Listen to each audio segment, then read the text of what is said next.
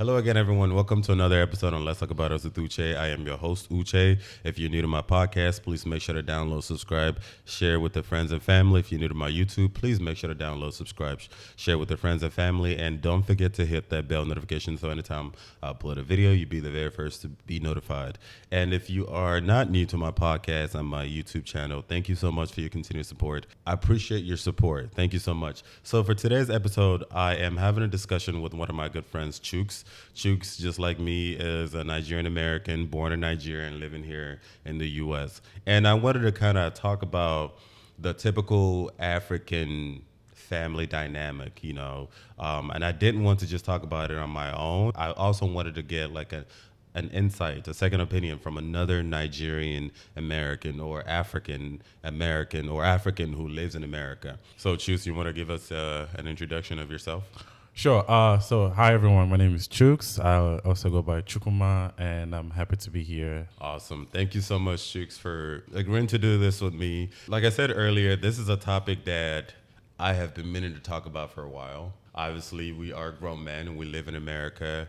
And in as much as we're American citizens now, naturalized American citizens, our stories started in Africa.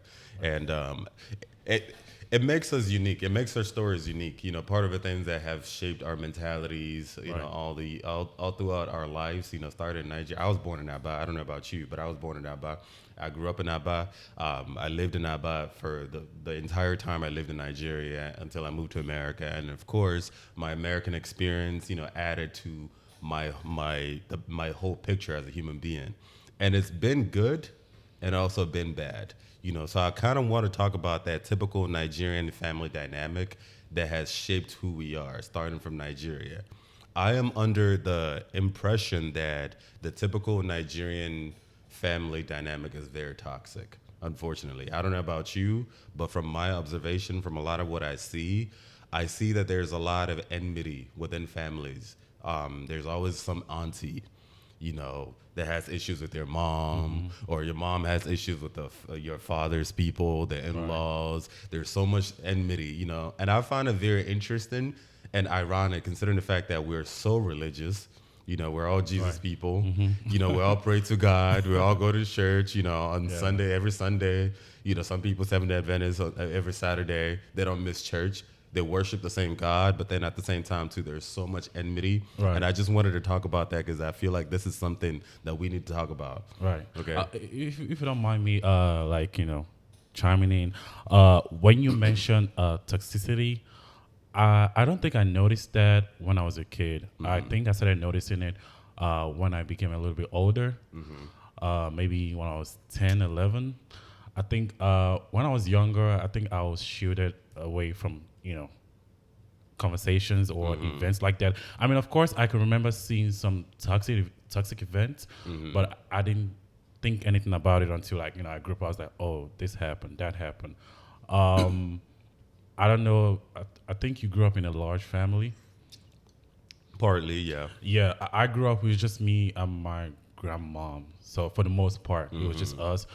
Anyone that comes around is just maybe visiting or staying with us for a while. So I didn't really, it was just us together, for the most part of time. Of course, I, will regularly visit family friends, in different states. But I guess maybe your experience was like, you experienced a lot. You had a lot of experience with, I think our experience is also kind of similar because I also grew up partly with my grandma. Yeah. But before I get down to talking about that, you mentioned something that actually stood out to me. You didn't know that these behaviors were toxic. I didn't know. I thought it was just normal, regular squabbles, exactly, stuff like that. Yeah. Exactly. I didn't know. I didn't think about it like to be a big deal until you started thinking about it. I was like, okay, this is messed up. This is not right. For, like you said, being Christians, and just taking that back to church. We pray, we ask for forgiveness, and then we go do all these things, and we are extreme Christians. Exactly. Like we take it overboard. Yep. So yeah, and we judge a lot of people. Exactly. It's I didn't think about it that way until I grew up. I was like, okay, that's that's not supposed to be happening that way. Yeah. Exactly. And that's exactly what I was talking about. Like we normalize it. It becomes part of our culture. Right. And unfortunately, a lot of people don't understand that this mentality is actually negative. It hinders our progression in a way. And I understand a lot of Nigerians who have never had the privilege of leaving Nigeria, so that's all they know. So they perpetuate it, right? But unfortunately, you see there are some Nigerians who move to the West, say like America, and they come with the same mentality. And then when they raise their kids, they try to raise their kids with the exact same mentality, which could be problematic a lot of times, There are some positive that could come out from some of these behaviors, in my opinion, in a way, when Nigerians are so competitive. I think that competition, in my opinion anyway, is fueled by narcissistic behavior. And a lot of times when we push our kids, you have to be the best. You have to be the best. The kid ends up being the best a lot of times, right? But at what cause? Mental health problems. A lot of times you see kids who you have to get straight A's, You don't live your life. You don't get to be a kid. Exactly. You don't get to be a kid. Exactly. You don't have a social life. You're a doctor. You never dated. Maybe you're still a virgin. You're that awkward social kid in a social gathering. Right. You don't have any people skills. These things can be mentally draining. And then you also know the whole virginity thing. You have to no sex before marriage, and then all of a sudden you're expected to get married, and then you haven't even gotten the opportunity to explore yourself, your sexuality, to know what you want, and now you're getting married to somebody that you may not even be sexually compatible with, and he's probably cheating on you or she's probably cheating on you. All kinds of fuckery. Okay, so this is the issue that I have, that I feel like part of it has become incorporated in our system, and I think part of it too is part of the reason why this is being perpetuated from generation to generation is also, like I mentioned before, the way Nigerians raise their kids, especially in Nigeria, not necessarily in America. The kid has no power to challenge. You don't challenge authority. When your parents tell you to do something, or they tell you this is the way it is, you don't ever challenge it. Yeah, it's also always like a yes. You got to say yes to everything. You don't question authority. I mean, I think you can see that in government too. It spills over to the government. Of course, the NSARS, everything apart from NSARS, just everything else happening in Nigeria. We are expected to take it as it is because this is the government, and you see a lot of older people saying, "Oh, we have lived before you, so whatever we say, it is what it is."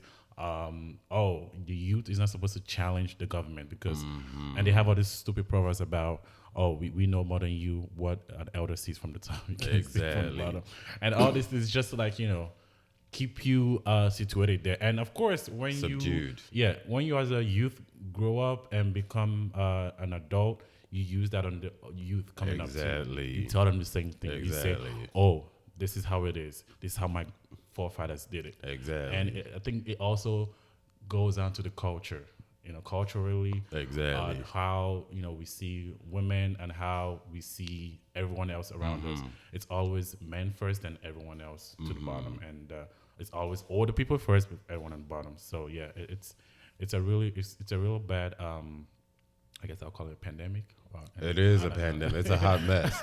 And I'm glad you mentioned that, actually, because when the whole NSARS thing happened, I made a couple of episodes to describe, my own opinion on that. And I remember one of the episodes that I made, I said that a lot of people are not looking at the bigger picture. The SARS people that we're fighting, or at least we claim to fight, they represent us. Right. You know what I mean? The government, they represent us.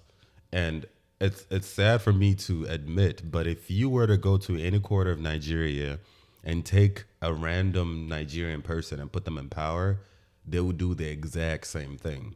True. They perpetuate the exact same behavior. They will. It's easier for the average Nigerian citizen to look at the government and blame it on the government because they're not benefiting from that corruption directly. But the truth is the corruption runs from up all the way to down, and it's much deeper. To the child that's yet to be unborn. Exactly. Yes. And I remember I used this example when I said, imagine, let's say you were made a governor, right? And as a governor, you want to make a difference. And governor in Nigeria, you want to make a difference. Right. You want to, pave the tarred roads and open up this and open up that and build churches and build markets for people and things like that, right? But that means you're going to deprive yourself of a lifestyle that people automatically try to associate you with. True. The mansions and maybe the private jets and the exotic vacations and things like that, right? Let's say you're a governor and you're depriving yourself of those things because you're trying to help your citizens out. Your own wife will come and be telling you, look at this one, Mumu. Yes. You are there. Your mates are building mansion. Yes, of course. You want to save this place. They're the same people that were complaining about the government. Yeah. 10 years ago, 5 years ago. But now this is the opportunity to be that government and make that difference. Make the difference that you claim that you want. Right? Right. Your wife, your mother, your friends, everybody will be looking at you like you're some idiot. You know what I'm saying? So there's so much pressure for you to conform to that. And that is that mentality that I'm talking about that is keeping us where we're at. And if to add to that, and that governorship or political appointment will always be tied back to a blessing and tied back to the church. That your friends will say, this is a blessing. This is your turn. Exactly. And they don't see anything wrong with it. They just call it a blessing. A blessing. They tie it to God, and that's about it. And of course, I think when they start having that conversation, I don't think they ever think about, this is the government that we were complaining about 5 or 10 years ago when we were in the power. They just all tied up to blessing, and this is my turn to make money for God myself has buttered because my bread. God has blessed me, and that's case closed. We're not gonna talk about how we're gonna deprive the poor people of the basic amenities you get. So it's that thing. Everything is always Christianity and religion, and everything is tied to that. Everything in Nigeria. And I look at it from a much bigger perspective because when I look at even the average Nigerians who criticize the government, the people, the political leaders who enrich themselves at our detriment, right? The people criticizing are no different. And it's also forced me to look at myself in the mirror, like how much of this am I also perpetuating in my own personal life? And part of that means I've been through so much therapy, currently going through therapy right now, and looking inward, try to undo a lot of toxic behaviors that I absorbed growing up. Right. And I've talked about this. I've talked about my history, my family, in other podcast episodes. I was born in Nigeria. And within months of being born, my mother moved to the U.S. to stay with my father.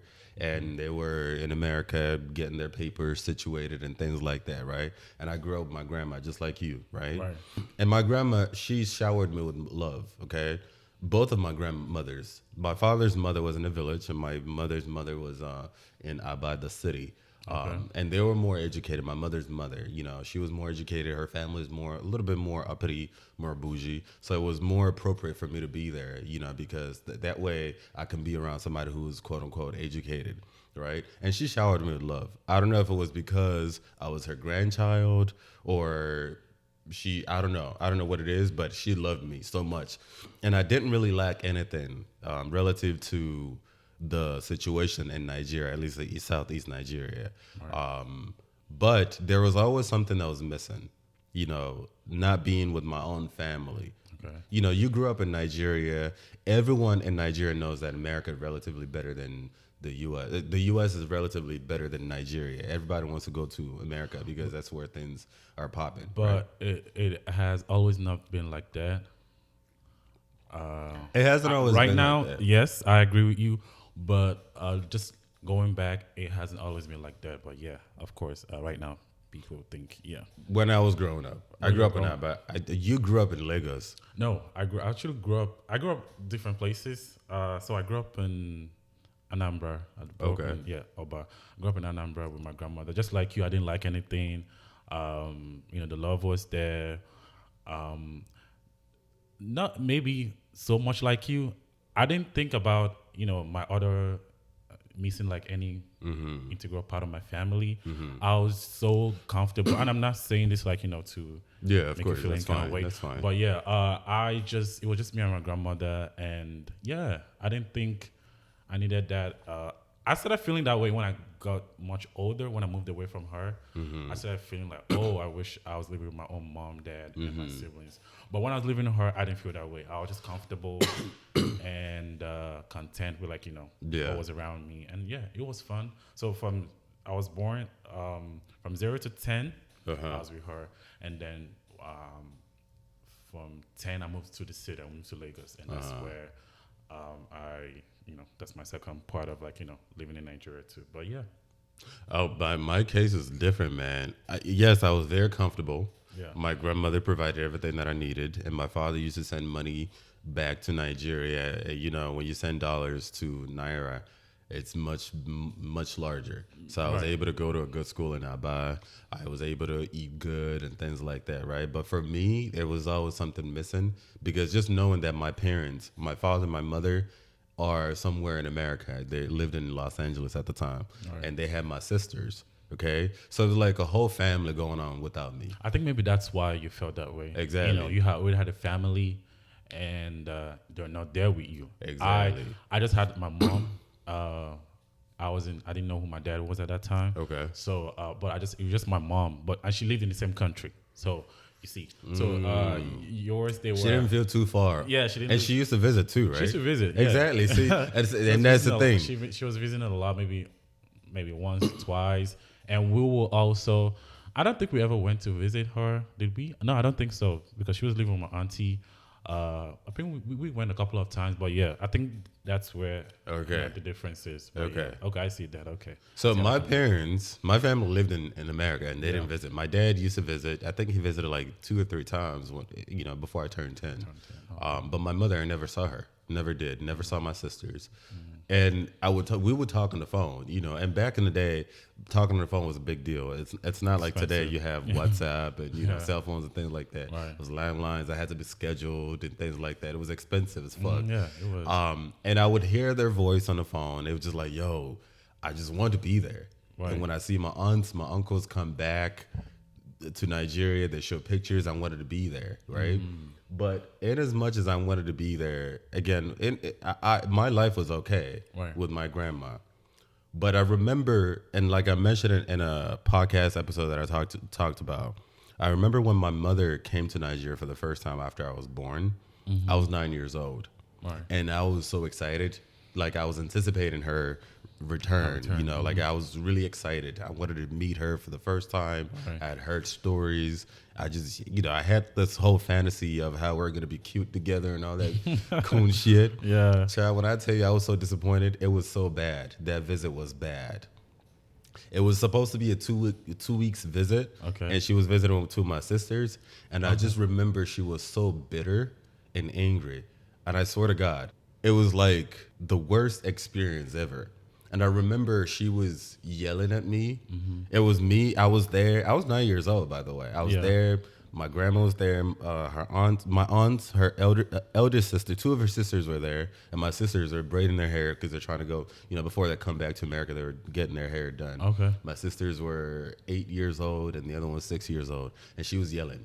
And she was just angry. And her anger was she is not happy with her marriage. She's not happy with her marriage. And when she got married to my dad, she didn't love him and she wanted to leave. But she was pregnant with me, right? Okay. And because she was pregnant at the time, she didn't want to abort the baby because she's a Christian woman. And she was forced to stay in a marriage. And now her life is miserable. And she was yelling on top of her voice. And for me, that hurt. I feel like a part of me died hearing that, It's one thing.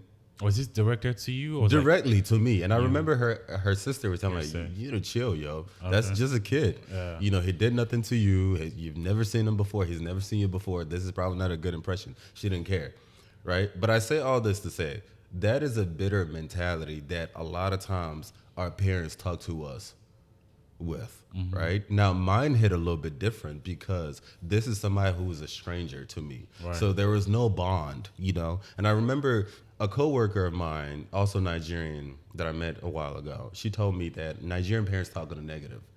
I never really thought about that until she mentioned it, right?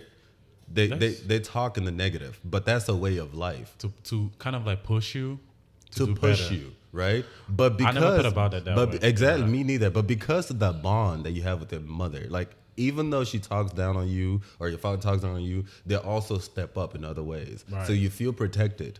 And thinking back now, I also remember my grandma doing the same thing too. But the difference is that my grandma, I had that bond with her. So when she talked down on me, my brain didn't pick it up as talking down. It was never condescending. I Right. saw it as discipline. Right. So, but because I never had that bond with her, it forced me to see her for who she really is, right? And then as I got older, that rift got even bigger and bigger and bigger and bigger, right? And I just like, it got to a point where like I was trying to find my voice, you know, of course, after moving to America, I was trying to find my voice, find myself, find my confidence, you know, like I had to move away from home and just pave my own way for myself. And because we didn't have that bond, it was so easy for me to eject, right? Right. And the thing too is, looking back, because we don't have that bond, it forced me to see her for what she is and start seeing a whole lot of, you know, I started seeing a whole lot of that repetitive behavior in a lot of Nigerians, you know, and that kind of, that made me feel like, this is actually much deeper, you know, does that make sense? And then also being a queer Nigerian has also forced me to also, you know what, knowing that as a queer person and being Nigerian, you can never, it's going to be very difficult for you to find the Nigerian community to 100% accept you and appreciate you. Yeah. That also forced me to even keep seeking my own voice and my own truth by myself, right? And from my mentality, it was like, they don't even like me anyway. Right. You know, that was the mentality. So I might as well just go out and find my voice and do my own thing. So I went through therapy, trying to find my confidence, trying to find my voice and try to, you know, and in the course of doing that, I'm looking back now and I'm seeing, yo, the trash is full. And if, in a way, in as much as it was a disadvantage for me that I didn't grow up with my family, it kind of became my own source of inspiration. You know, like it helped me in a way look at things from a totally different perspective. You know, it helped me in a way, it's like an advantage to look at like what's wrong with the bigger picture. Okay. You know, why didn't I fit in to begin with? And then I'm able to see like, okay, this is why I didn't fit in. This is why things were off, right? And then I had to go away to find my own voice. Does that make sense? I think it makes sense, but it's actually quite sad that in order for us to find ourselves, we have to go through, you know, so much struggle, and sometimes it's not always like, and it's, you know, struggles are different, and sometimes it's not always pleasant, and sometimes, you know, it damages a lot of things in us mentally. Yeah, I feel like I always say to people, one of the biggest advantage that I have, even though it wasn't always an advantage. One of the biggest advantage that I have is the fact that I knew what it felt like to not fit in from a really young age. Like I tried so hard to fit in, you know, with my family, with, you know, being a part of a family. And then it just didn't work. Then I had to walk away to find my own path, right? And then when I look back, the fact that I didn't even fit in helped me. I walked away and I came back and I saw like it was actually probably a good thing that I didn't fit in. Right. Because if I had fit in, I would have perpetuated the exact same thing now that I see that are problematic. Right. You know what I mean? And I see a lot of that behavior around, you know, like there's always enmity. I feel like there's always enmity, you know, there's always some type of negative energy, negative vibe with a lot of the older family members, right. You know, like somebody's quarreling with somebody, somebody's fighting with somebody. There's always competition. There's always unhealthy competition. You know, I don't know. If you didn't move out here, do you think you will have discovered all these things? If you didn't move out here and like, you know, I definitely do think that there's a huge privilege attached to living in America. Okay. America definitely helps somebody like me, you know, venture out because America's a no man's land. This is a country where the child of nobody can be somebody without needing anybody. True. Okay. Yes. And being in America gave me that opportunity. And also, America is a very individualistic system type of thing, you know, as opposed to Nigeria, that's very collective. Yeah. So being in America, I was able to venture out, find my own voice and do things my own way. And it was also easier because America has resources that help you fix things, right? I'm a fixer. So to me, when I look in the mirror and something is missing, I go fix it. Yeah. So I needed education. I went to go fix it. I went to school. I needed money. I fixed it. I want to go get a job. I didn't have to worship anybody to get my own shit. I wanted a home. I want to go get it. Right. I wasn't happy. My mental health was horrible. I want to go fix it. I went to therapy. Imagine trying to go to therapy in Nigeria. They try to talk all kinds of shit to you. Like, what is this? What's wrong with this one? I think. Hey, go to therapy. I think the actual. Okay, are you speaking of like your family and friends rebelling against therapy or the actual therapist? Because they have therapists. I've heard people. Maybe now, but it's not. It's not as mainstream now. No, it's not. Maybe in the big cities. Actually, I'm telling you, like right now. Okay, I was the other day, a long time ago, I was telling my mom, oh, like, it would be nice to see a therapist. And she was like, oh, are you going crazy? Or oh, they're going to use that against you, saying that you're mad. So I was like, no. See, and that's exactly the same mentality that I'm talking about. Yeah. That's that negative mentality. And I rolled my eyes so much. I was like, why? I mean, I feel like you should get this, but I guess it's still the same thing with every other Nigerian parent. And she was like, oh, you're not mad. Like, I mean, is anything wrong with you? I was like, I mean, I would like to talk about that with my therapist, right? And she was like, no, there'll be something bad against your record or something like that. And then I was like, I'm not even going to listen to that. And of course, I have my resources to go do my findings. So, and of course, I'll go do that. That's why we have friends, we have the internet and stuff like that. And I'll go look that up. So, yeah. You would think that your mother would be somebody to support that action. But she's doing the opposite. Yeah, she's doing the opposite. And that really surprised me as a healthcare worker that she is. Exactly, bro. So you see my point? And I remember my mom said the exact same thing, the exact same words. They'll be in your record. They'll think you're crazy, which is all bullshit, by the way. And it's really interesting because that's what she studied. She studied psychology. You would think somebody who is a psychologist, who went to school, who works in the healthcare industry would know better. But no. And this is the mentality that I'm talking about, right? If you feel like something is missing, and that thing that is missing is your mental health, you don't feel happy, you don't feel accomplished. Maybe on the surface, you look good. You have money, you have, financial, all that good stuff, right? But internally, you feel like something is missing. It is your job to fix it. And if you don't know how to, that's okay. There are professionals out there who that is their job. No. But the typical Nigerian mentality will try to have you believe that therapy is for weak people or is an American thing. Actually, or is because you've come to America now, you want to do like Oyibo. Actually, they will send you to the pastor. That's where they send you to. Exactly. Yes, they will say, oh, we need to pray and all that stuff. And because growing up, living with my auntie, we have her family. Of course, I didn't know what mental health is right now. So there's an incident that happened when my cousin said she wasn't happy. And my auntie was like, why are you not happy? We have everything in the house. We have Wi-Fi. We have Wi-Fi. You eat 3 times a day. I trust me, it's not funny, but it's funny. But we have Wi-Fi. You eat 3 times a day. And she was like, oh, how many of your friends, how many of them have internet in their house? I was like, oh God. And, and she made all that thing. But her daughter kept saying, I'm not happy. I'm not happy. And she said, okay, I mean, I don't understand what that is. Like, you're not happy. Should we give you money to go somewhere? You want to go somewhere? It's not that, though. Yeah. And when I think about that, and I'm like, oh, yeah. She was definitely not happy. And she needed to talk to somebody. It wasn't about the Wi-Fi or the food. It wasn't. It's not about the things you can give the kids. And I think that's what Nigerian parents think. They think if they give you money and take you to school and clothe you and put a roof over your head, that's all they need to do. And of course, this goes back to generational. That's what the parents did for them, and that's what the parents' did for them. As long as these things are there, and when you start complaining that you're not happy, it makes them feel like you're ungrateful. Yes. And they will start saying, "Oh, do you know how much time I go out there? I make money. I bring money for you, and it's always about the money.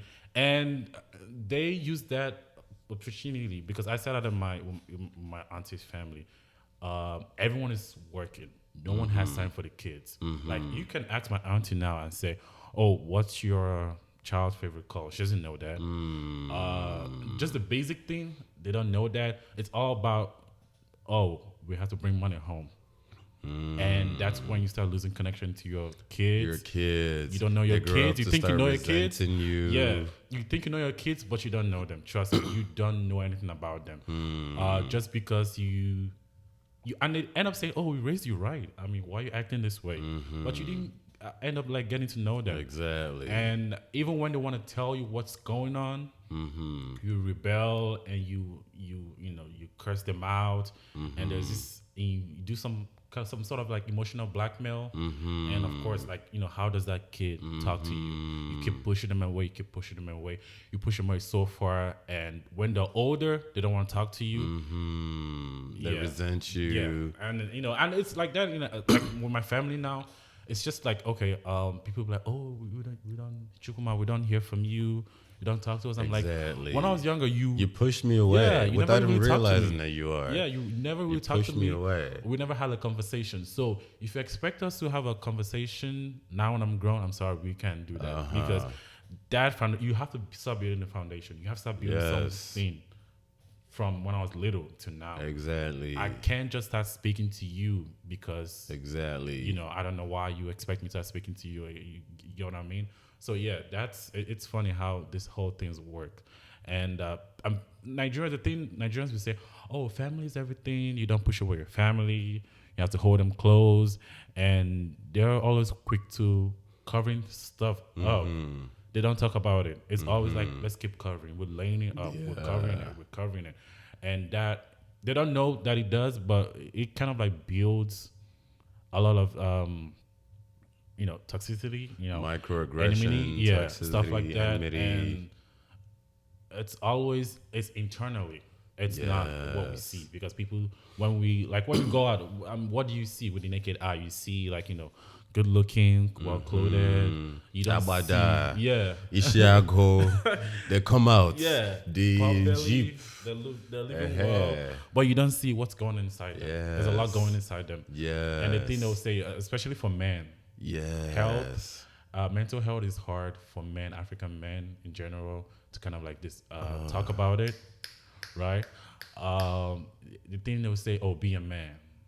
Okay, but what does being a man mean? Why can't I just be human, right? Why can't I just talk about how I feel? Or why can't I do stuff that is not considered being a man? Growing up, I didn't play sports. Football, I didn't. Soccer, the Americans call it soccer. I didn't play soccer. And the only reason I didn't play soccer was because I didn't want to be dirty. I didn't want to, after playing soccer, be dirty. But I guess that's what being a man is. And people make fun of my classmates. They make fun of me for not playing soccer. I don't know why. Or like video games. I played video games, but it wasn't like, it wasn't even something I want to be doing every time. But you find boys that my age back then that all they want to do is play video games. I mean, it's because I guess some of them don't really want to play video games, but when they see their friend doing it, they want to join in. So, but at the end of the day, it's just like, men in Africa, or Africa in general, we don't talk about it. Mental health. Yeah, we just brush everything away. Bruh, you've made some really interesting points, man. And I remember, again, like I said, the advantage that I have is the lack of relationship that I have with my mother. And it took me many years of therapy to actually realize that actually that's an advantage. I used to feel like it was a disadvantage, but it forced me, I'm not even accepted here. So I'm going to step away and look at things from a totally different perspective. It would have been so much easier for me to, conform to that mentality and let a lot of that mentality get to me. So it felt like, you know what, I'm not even wanted here. I don't even fit in. So I'm just going to go away and find my own voice and find my own thing. And I did it my way without letting that influence, And I feel like, again, like I mentioned earlier, one of the biggest incentive was being queer. And I know that, especially with the typical religious African household, queer and Africa just doesn't mix, So I felt like, there's no room for me here anyway. So I'm going to go out and do my own thing. And then it was after I went out there, did my own thing, worked on myself holistically and continued to, because, it's a never ending process, right?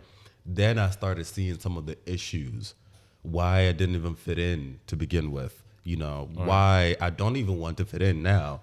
As a kid, I wanted to fit in because what kid doesn't want to be a part of a family? Yeah, right. Everyone wants to be loved. But now looking back, I'm glad I didn't fit in because I could easily see how I would have conformed to it. And when I look at like my mother, for example, one of the things that she did a lot, there was always so much bickering between her and her siblings. Bro, it is mad. It is ridiculous, right? There's this unhealthy competition. And the interesting thing is when they're all in the same room, they look successful. Right. You know, this one's a doctor, this one's this and this one that. You know, they look good. They got money. They got, they got all kinds of shit, mansions and shit. You know what I'm saying? Well, mansions to Nigerians, child. You know what I'm saying? Not to me. Yeah. But, but they're good. They're doing good, well off. Yeah. Many people in Nigeria will kill to have what they have, yeah. right? But there's so much enmity. There's competition between the like there's almost like my mother is pitting us against our cousins. And because of that toxic behavior, I don't even have a relationship with my cousins as a result of that. Oh, don't talk to that person. Don't talk to, like, what the fuck? That's your blood. There's so much of that. And it's like, this is not healthy. This is not healthy. And it's interesting. A person like my mother, just like your mother, would be the same person who will talk down on mental health, because there's no such thing as mental health problems. Right. But the truth is that a lot of Nigerians or Africans in general who don't believe in mental health embody that mental health depreciation. When you're sitting there talking down on your own sibling, when you're sitting there pitting your kids against their cousins, that is a sign of mental health problem. Right.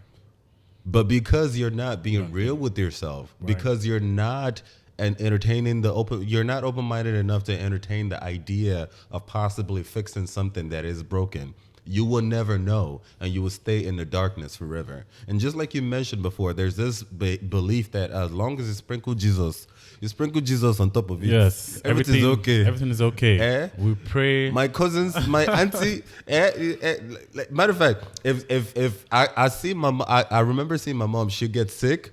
And she's like, it's your father's people in the village. Let's pray. That's it. Let's pray, yes. Or I remember so many times she talked about how she saw my grandma, my father's mother, in her dreams because they're chasing her in the dream. Yeah. And I wanted to tell her, probably because you keep thinking negatively about them. That's probably why you keep seeing them in the dream. That's what happened in dreams, yeah. And it's interesting that I'm the kid, and I have to tell a psychologist graduate this shit. You know what I'm saying? But again, like I said, because Nigerians are people, or Africans in general, we don't entertain the idea of mental health, to actually seek mental health repair. We don't realize that we are perpetuating that same behavior, the mental health depreciation. Like when somebody who is mentally sane looks at us, they see what's wrong that you could actually benefit from. And if you actually, as a Nigerian or as an African, if you actually worked on yourself, a lot of the things that we find problematic, we would not find problematic. Your kid being distant from you wouldn't be as distant. Your kid will feel close. They'll feel more safe talking to you. They'll feel more comfortable talking to you. These marital problems that we have, we wouldn't have them. These relationship problems we have, we wouldn't have them. These toxic behaviors that we perpetuate, we wouldn't have them. And one of the things that I've noticed, especially with Nigerian parents, but most especially with Nigerian men, have you noticed it is very, very, very difficult to see a Nigerian hold themselves accountable? Oh, yes. Accountability? It's not. It's like taboo. Yeah. It's always somebody it's always somebody else's fault. Yeah, it's always somebody influencing. Oh, it's like, it's because of this. It's because of, John said I should do this. Oh, but you never. It's the same way with the government. It spills all the way to the government. The government is not holding themselves accountable. I was watching this interview the other day, and one of the guy in the government said, "Oh, you can't bully the president into talking to you." I was like, "That's his job to talk to us, to come if something bad happens. He's supposed to address us, right?" And it's just like, or the famous thing they say, "Oh, it's not our fault." Because I have APC, PDP. I say, oh, it's PDP. In the past 15 years, PDP has been ruling you guys. That's why things are bad. But you're here. So can you've been here for 4 years. If you've ruled one term, what did you do? Can you please take responsibility and say, oh, in the past 4 years, this is what I did. But it's just like that. Oh, PDP, it's all them, and we're not going to take responsibility. We're just going to come here for another 8 years and mess things up more, and we'll go away. But trust me, PDP is a problem. So, yes. But I definitely agree with you. That sounds very similar to the whole Democrat versus Republican bullshit here as well. Yes, yeah. But at least in America, there's a level of self accountability. Yeah, I mean, if something happens, they call you out. There's a Definitely. paper trail. They will put it out there, but it's not like that In Nigeria, community in Africa. in Africa. Yes. And I feel like a lot of people don't even understand how attractive self accountability is. I think it's a very, very attractive thing. You know, like you're so aware of yourself, your ability to look inward without being called out. Well, Like, people want to be perfect sometimes. I think maybe that's a problem too as Africans. We want to always outwardly come out and say, "Oh, I can do no wrong," right? You know, I have never done any wrong, and it's just like a thing for Africans. So people just want to be perfect, and that's why they will never like take accountability serious. but at what cause though? Right. At the end of the day, people look out for themselves. That's all. It's all that matters to them. They don't care that other things are going bad. They just want to come out and look presentable. And I can't do no wrong, and that's it. You can't correct me. Okay, I can understand in public saving face. I call it saving face. You know, because you want to portray this facade to protect your image. I can Right. understand that, but what I'm saying is in the relationships though, relationships that matter or should matter, right? Let's say you and your child, you are having issues, right? Your kid is saying this, you know, your kid is complaining about something that you said or something that you did. Right. And instead of you sitting down to hear that kid out, understand, validate their pain. You may not necessarily understand what they're going through, but at least hear them out, validate, like, it's okay. Part of life is pain. Right. Pain is inevitable, okay? Right. Listen to them. Hold yourself accountable as to some of the things that you said that could be problematic to that kid. Even if you do mean what you said, at least try to communicate with that kid and let them know, okay, next time, perhaps what I meant was right, but my delivery was off. Was wrong. You know what I mean? I'm going to try to do it a different way because I care so much about you, right? And I don't like the way you feel right now, as opposed to just tossing the kid away. And I think that's very problematic. And just like your cousin said, you know, like what? Yeah, I think it was your cousin that was complaining about being sad and things like that.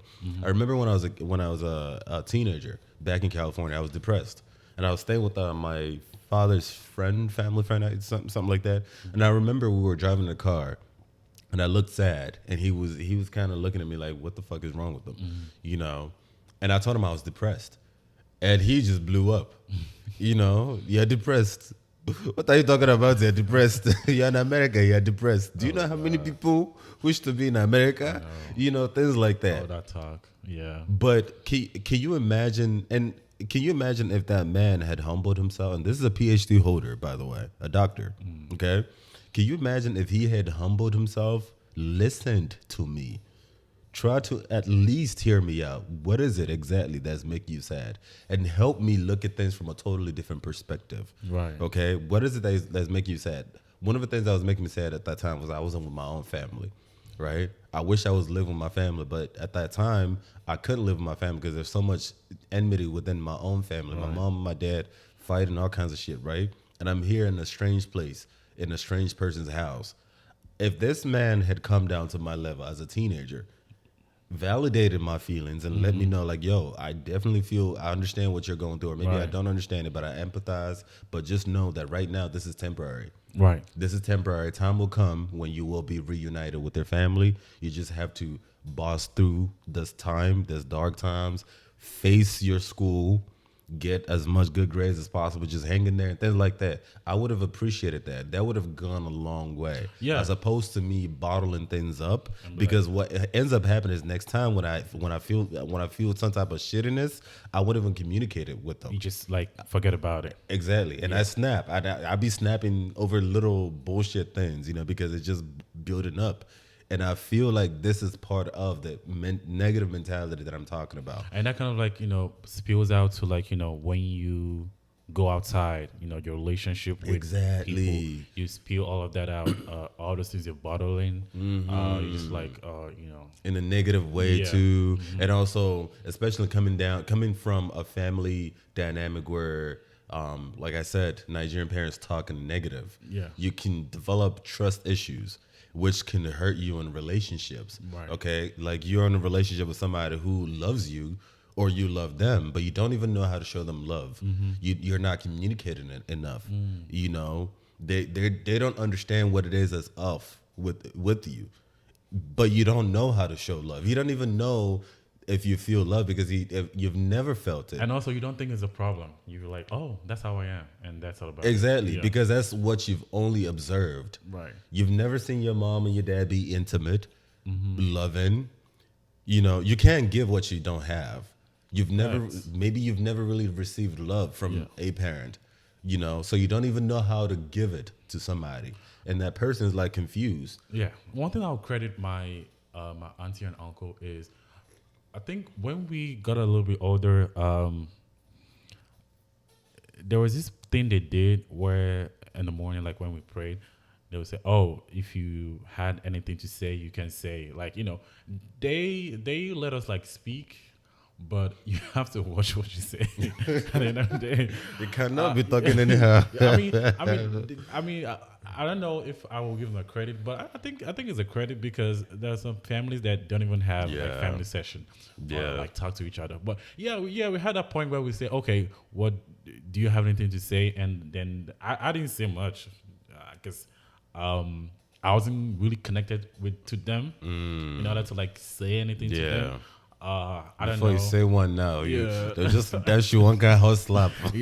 So, but the kids spoke up sometimes. They were like, "Oh, mom, I don't like what you did. I don't like how you did that," and they will be sorry. Sometimes when they say sorry, it's nonchalantly, or it's not genuine. Yes, or they will like try to gaslight it. Yeah, bring up some old story and like something that happened in the past, and then intertwine into the situation, and then I say, "Oh, okay, I apologize for that." Not even say I apologize, like, okay, I wouldn't do it again.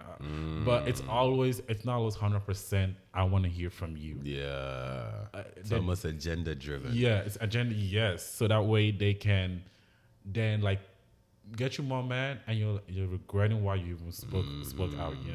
And they wouldn't. They don't want. They want genuine. They don't want to listen to you. It's just make you feel like you're being heard, but at the end of the session, you feel more like a loser. Yes, because like, they're telling you at the end of the win. day, like, I win. Yeah, I win, and I'm a parent. Exactly. Right? So I guess they did that. They did that, and I didn't say anything because I saw how their reaction was to the other kids because there was 3 of them.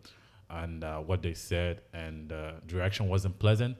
So I was like, "How will my own how will my own experience be if it's like this?" So I was like, "Okay, well, let me just back my own business, right?" So yeah. Wow. But how do we move on from this though? Because I feel like it is up to us, the future, to heal and move on from this shit. Yeah, I think the present generation are doing a great job. You think so? I think so. Do you really think so? Not 100%. But just from the people that I've interacted with, especially if they're queer. Okay. Right. So I think if you're among a subdued, marginalized community, I think you start to see a problem, like a lifestyle within like a bigger community. So I think just speaking from the people I have associated with back home, they're queer. I can see how they're trying to change the narrative. Some of these things, and sometimes they're like, "Oh, this is not even right." Like the way we are, just like the basic things that we need, right? It's hard every time we need to do something. You have to. Some things that are supposed to be easier to get, like go and getting your certificate. No qualms. You don't even have to. Here, when you go to school, you don't have to ask for a certificate. They send you a certificate. You don't have to ask for it. You don't have to request for it. But back then, you have to go fight. Easy stuff like that. And they start seeing how bad that is. Also, just within the family. So since we're talking about family, they start seeing how the parents things that they said, things that they did, they wasn't right. Speaking on like, also, I was listening to the podcast. They were talking about in the case there are maids. They call them maids. That's house helps or maids. I'm sorry if I used the wrong term. And they said speaking on that too. They're like, oh, this isn't right. People people shouldn't have young kids taking care of young kids because that's wrong. And also just the way that parents interact with their parents, they try to be a better version of themselves. To always like be open to talking to people and to receiving criticism, right? So it's I think they're doing a good job, but I don't know about the other people in the but you're talking about the queer people. Yeah. But do you see how that goes back to what I was saying too? Like I had to walk away. Yeah. Like I was forced to eventually. Initially, I really wanted to be part of it because who doesn't want to be part of something, right? That's the innate nature, our nature to be family oriented, to be part of a team, right? But because from cradle, right, I was not made to be part of that team. I didn't feel like I fit in. And then as I started gaining more consciousness as a human being, I found out that this team is not even for me. So I was forced out. I had to go out there to find my own voice and then come back and start saying, you know what? This team that I used to wish I was part of, I don't even want this shit because it's a hot mess. Right? So how are the other people who are not necessarily, who don't have that disadvantage that I had, who conform to the status quo? How are they challenging the status quo? How can we challenge the status quo? Because when I look at people like my mother or, some of these aunties, I see the same behavior in their kids, the same behavior in their parents, and their grandparents, whoever's living, you can see that from generation to generation. It's almost like carbon copy. Yeah. So how can we move on with this? Like us, and I know too that there is privilege associated with living in the West. Okay, where America gives people like us, or people like me anyway, the opportunity to be themselves, go for just be a boss, right, without needing to kiss anybody's ass. True. So it's easy for me to challenge a lot of those things and just say, you know what, nah, that fuckery, I don't want to hear. Right. And if you're not going to dance to my beat, I don't want you here. You know what I'm saying? While I work on myself too. But I can see that being more of a challenge in Nigeria. And Nigeria obviously is where a majority of Nigerians live. Right. So how can we collectively, both Nigerians on the continent and Nigerians in diaspora, how can we collectively try to change our narrative? Working on our mental health, so like our collective mentality, so that we can overcome some of these mental slaveries, mental chains, and hopefully help ourselves because this thing is starting to look somehow. I think most of these things. I think personally, I would take all the way back to what I say. I don't know. Maybe colonization.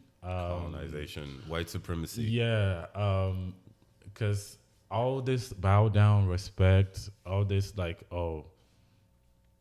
just you don't challenge anybody, you can't do stuff by yourself. I think it all goes back to how we were colonized and how they had us for. Because some of the African countries are still like not indebted, still like kind of like speaking or walking hand in hand with our colonial masters. Of course, we are independent, but we're not exactly independent. We're not. So mentally, definitely not. So I think that affects your mental health too. So I think we need to start seeing that we as Africans, or maybe speaking of Nigeria, that we can achieve so much. Trying to probably come together. We can change the narrative. Of course, just de-associating ourselves with these colonial masters. So basically, you're saying to try to dissociate ourselves with the colonist mindset. Yes. Fight white supremacy, and that is definitely on a larger scale what we need to be doing. Yeah, that's even going large before we start going deep into like, fixing all that family stuff. But on a personal level, though, like on an individual level, what can people do on their own? I could tell you a couple of things that I've done. Okay. On my own. Because but I'm the weirdo. I'm called a weirdo. No. Within the African, the whole within the African Nigerian, community, I'm the oddball. Because you're open minded, they're not.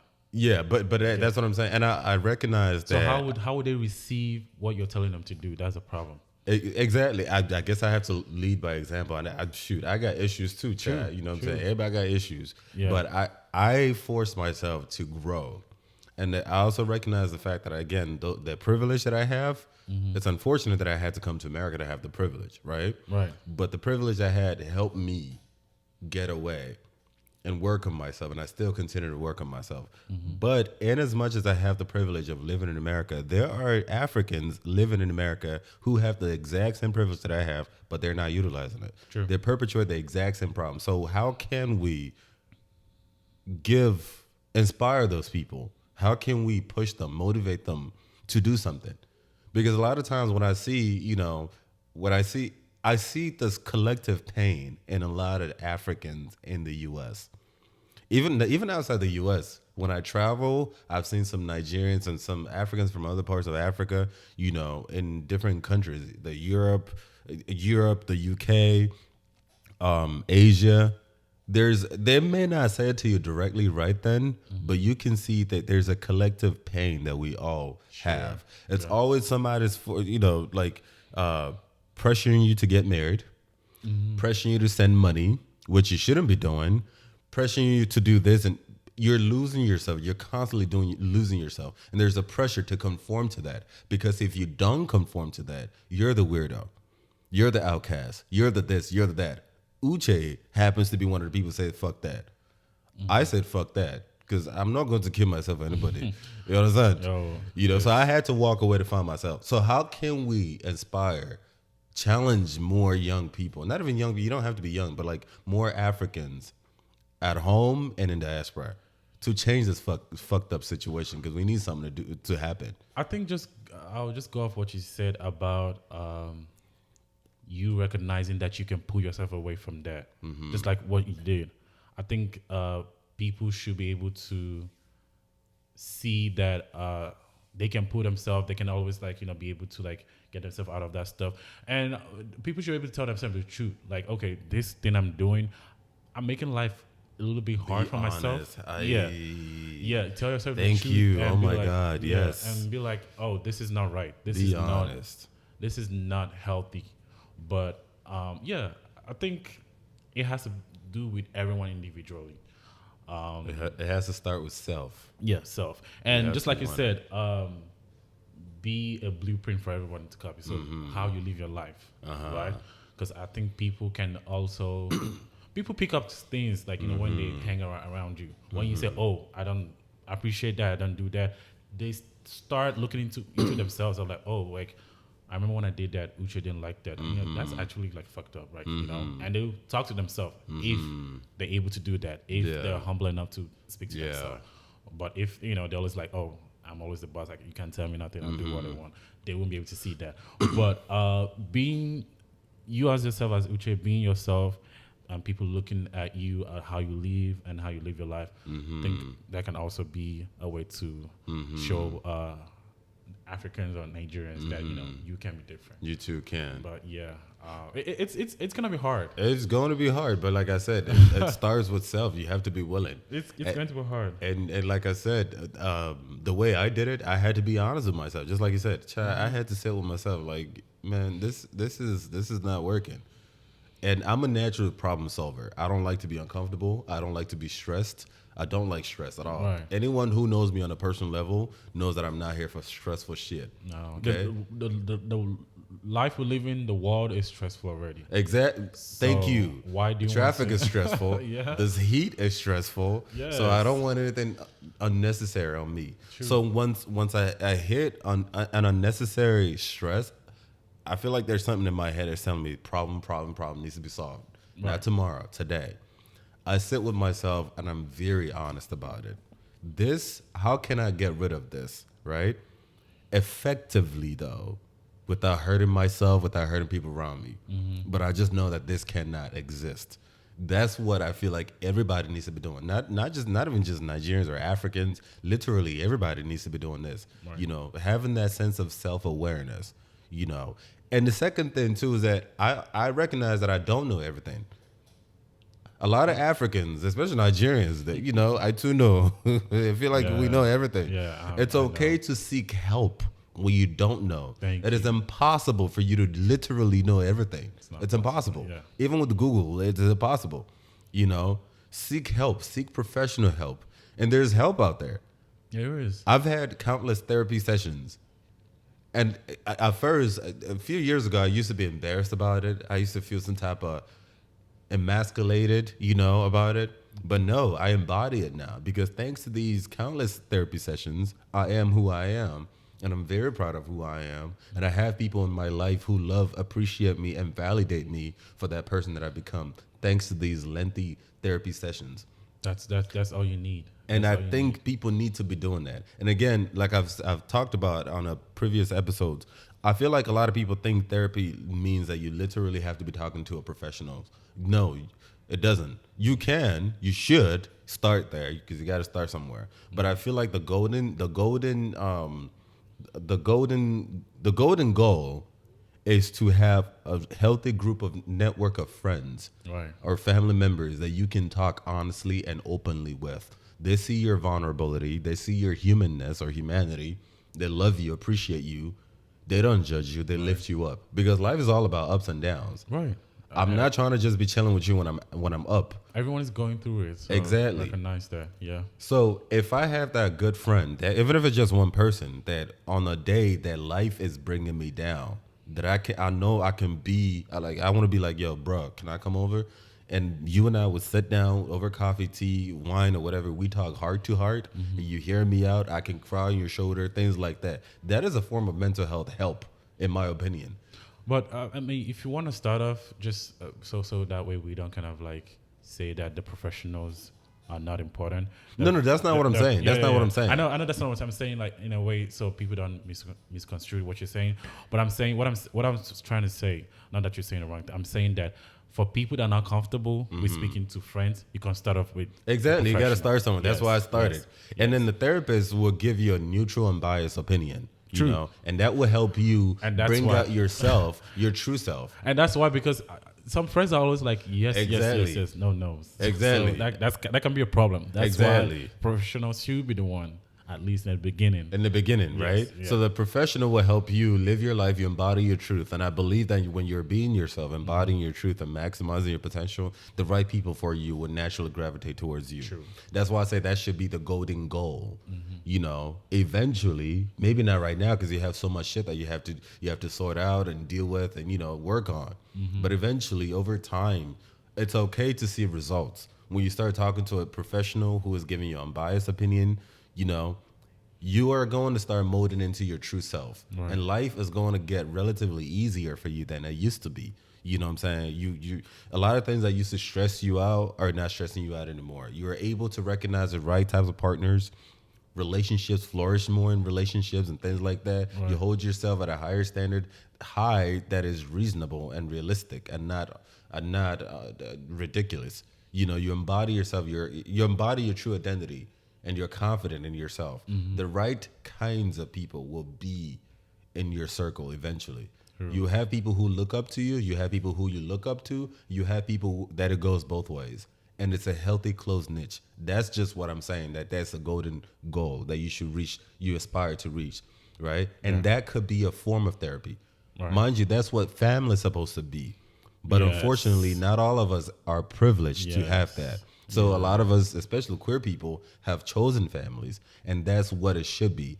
A family, we can drink, we can chit chat and gossip and, you know, go party and things like that, throw that ass in a circle and things like that, right? And have fun, the parties and things like that. But when life hits, are you going to be there to catch me? Right. Are you going to be my therapy? Right. You know, when I'm going through things with my boyfriend or my girlfriend or whatever it is that I'm dealing with on my own personal level that I may not necessarily feel comfortable talking to literally anyone, bring it to my own family because of fear of judgment. Are you going to be there to catch me? That's the therapy that I'm talking about. And I feel like everybody should aspire to have that. Right. And in order to reach there, you have to start with yourself by being honest, self-awareness, self-accountability. Sit your ass down with yourself. You know, like I'm just being honest because I've done it. Yeah. Sit down and talk to yourself and be honest about yourself.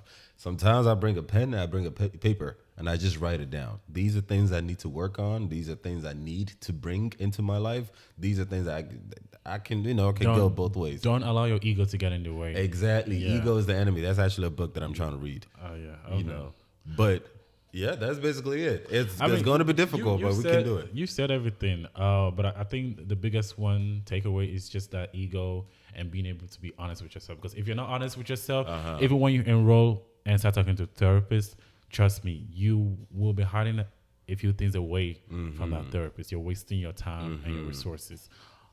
But the first place is just being honest with yourself. And remember, you're talking to yourself and only yourself. Bear it all out so that way when you start actually seeing a therapist and then talking to friends, it gets easier. It gets easier every step. But yeah, I think you've said it all, man. You said everything.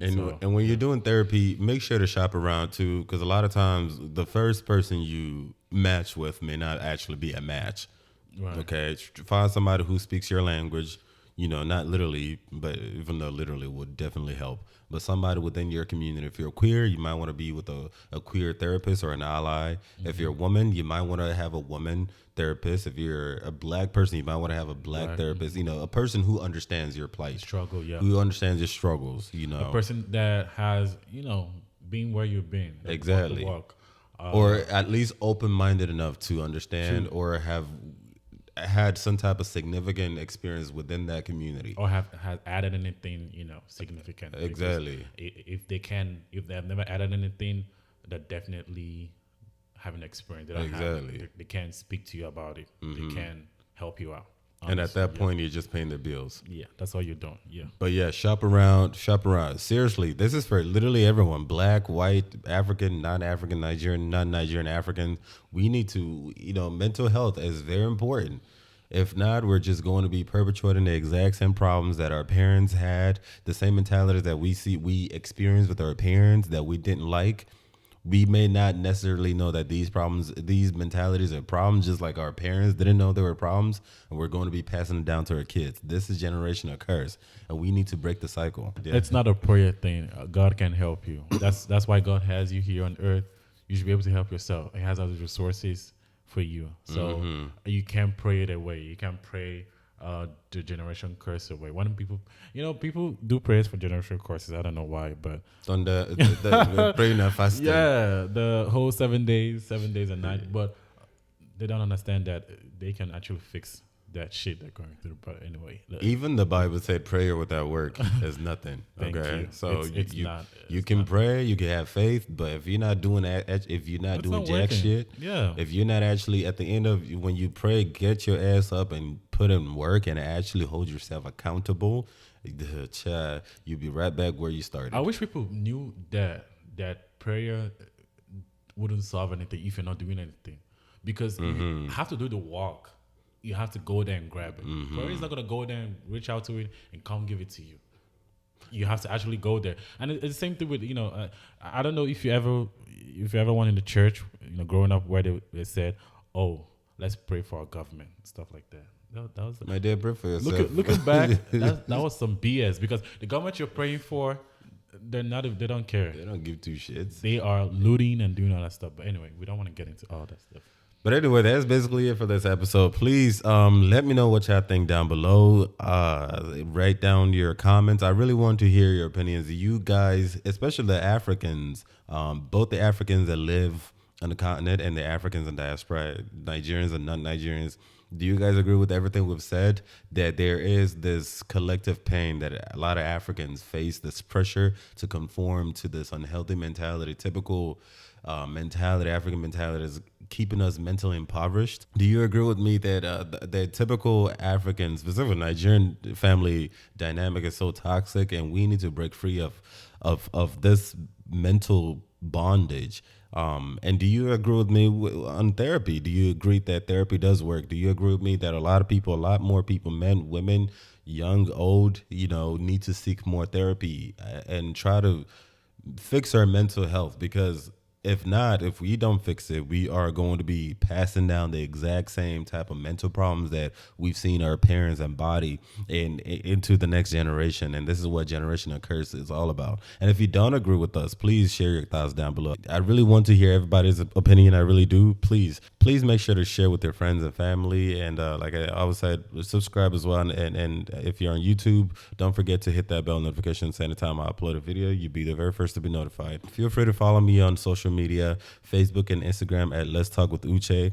Feel free to send me an email at letstalkwithuche@gmail.com. My website is letstalkaboutus.org. Thank you very much for your wonderful support. Until next time. Bye-bye.